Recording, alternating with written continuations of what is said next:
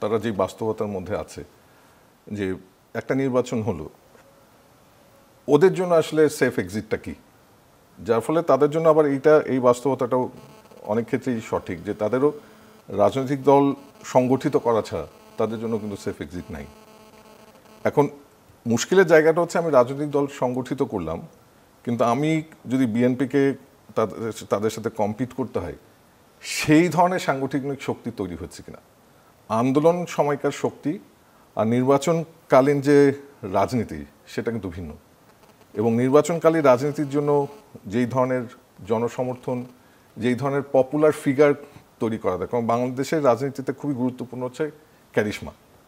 এবং আমরা যদি বাংলাদেশের এই 91 থেকে অ্যাটলিস্ট 2008 পর্যন্ত যদি নির্বাচন দেখি, প্রত্যেক রাজনৈতিক দলের কিন্তু একটা ক্যারিশমেটিক, রিলেটিভলি আপেক্ষিকভাবে কেউ না কেউ ছিল, এবং ভোট পাওয়ার ক্ষেত্রে ওই ক্যারিশমেটিক লিডারশিপ অনেক বেশি। বিশেষ করে 91-এ যদি আমরা বেগম খালেদার কথাই চিন্তা করি, যে 91-এ এটা কিন্তু ধারণার বাইরে ছিল বিএনপি হচ্ছে ক্ষমতায় আসতে পারে ভোটের মাধ্যমে, এবং সেই সময়কার যারা অন্য রাজনৈতিক দল ছিল তারা কিন্তু অলরেডি শ্যাডো গভর্নমেন্টও ফর্ম করে ফেলেছিল, শ্যাডো ক্যাবিনেট, কিন্তু শেষ পর্যন্ত কিন্তু আসতে পারেনি, বিকজ বিশ্বকে এরশাদ বিরোধী আন্দোলনের মধ্য দিয়ে আপসীন নেতৃত্বে যে ক্যারিশমাটা তৈরি হচ্ছিল সেটা কিন্তু তাদেরকে একটা বড় বেনিফিট এনে দিয়েছিল।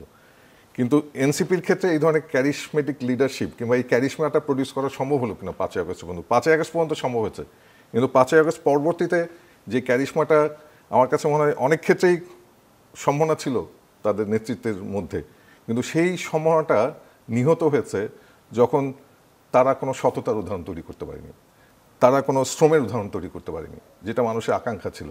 বরং এই দুর্নীতি নিয়ে অনেক রকম সংবাদ, দুর্নীতি নিয়ে অনেক রকম গুজব তাদের নেতৃত্বকে ঘিরে, সেগুলো কিন্তু দিনের শেষে তাদেরকে পিছে ঠেলে দিয়েছে। এবং এই বিষয়েও এনসিপির যেই ধরনের অবস্থান থাকা উচিত ছিল সে অবস্থানটা আসলে নেই। এবং সবচেয়ে গুরুত্বপূর্ণ হচ্ছে এনসিপি যেই উপায়ে তাদের সংগঠনের যে সাংগঠনিক কাঠামোটাকে সামনে এনেছে, তাতে আমার কাছে মনে হচ্ছে তারা অনেক বেশি, ফর এক্সাম্পল, যে আন্দোলনে থাকা মানুষ কিংবা এই আন্দোলনের মধ্য দিয়ে স্ট্রাগল করা মানুষের চাইতে সেলিব্রিটি, হ্যাঁ, ফেসবুক সেলিব্রিটি, ইউটিউবের সেলিব্রিটি, তাদেরকে সামনে আনার একটা প্রবণতা আমার কাছে অন্তত আমার নজরে পড়েছে। এবং এগুলো পার্টি ফরমেশনের ক্ষেত্রে কিন্তু নিজেদের মধ্যেও কিন্তু একটা ক্ষুব্ধতা তৈরি করে যদি আমি সঠিক মানুষটাকে সঠিক জায়গায় না আনতে পারি, যার ফলে এনসিপির মধ্যেও আমার কাছে মনে হয় এই ধরনের একটা প্রবণতা ছিল। এবং কোনো কোনো ক্ষেত্রে আমার কাছে মনে হচ্ছে, যদিও আমি দূর থেকে দেখছি, নট নেসেসারিলি আমি তাদের সব কিছু ব্যাপারে ওয়াকিবহাল, আমি পত্রিকা রিপোর্ট কিংবা অন্যান্য মাধ্যমে আমি যতটুকু বুঝি, যে তারা এই যে সেলিব্রিটি কিংবা ইউটিউবার কিংবা ফেসবুকে খুব পপুলার, তাদেরকে রাজনীতিতে আনা, এটা রাজনৈতিক পরিপক্কতা প্রকাশ ঘটে না, বরং অপরিপক্কতা।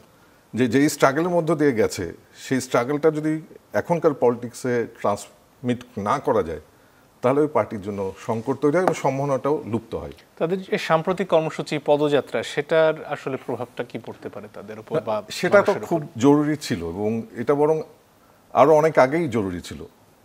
এটা ওরা করেছে খুব, আমার কাছে অনেক বিলম্বে, এবং এটা খুব জরুরি, বিশেষ করে ওদের যেহেতু নেতৃত্ব নতুন, পার্টি নতুন, এবং বিশেষ করে ক্যাম্পাস নির্ভর রাজনীতির মধ্য দিয়ে তাদের বিকাশ ঘটেছে। সেই ক্ষেত্রে জনমানুষের কাছে নিজেদেরকে নিয়ে যাওয়া, এই নিয়ে যাওয়ার জন্য এই ধরনের যে কোনো দলের জন্য, এটা শুধু তাদের জন্য না, এই ধরনের পদযাত্রা কিন্তু খুবই সহায়ক এবং তাদেরকে পরিচিত করে তুলছে। কিন্তু খুব গুরুত্বপূর্ণ হচ্ছে এই ধরনের পদযাত্রা চেয়ে গুরুত্বপূর্ণ হচ্ছে স্থানীয় পর্যায়ে কী ধরনের নেতৃত্বকে তারা নিয়ে আসছে। এবং অনেক ক্ষেত্রেই কিন্তু অভিযোগ আসছে, এবং আমি কিছু কিছু ক্ষেত্রেও দেখেছি, পত্রিকা রিপোর্টও দেখেছি, যে এই যে এর আগে যারা ছিল তাদের কেউ কেউ কিন্তু ওদের পার্টিতে স্থানীয় পর্যায়ে চলে আসছে, যেটা তাদের ভাবমূর্তিকে কিন্তু ক্ষুণ্ণ করছে।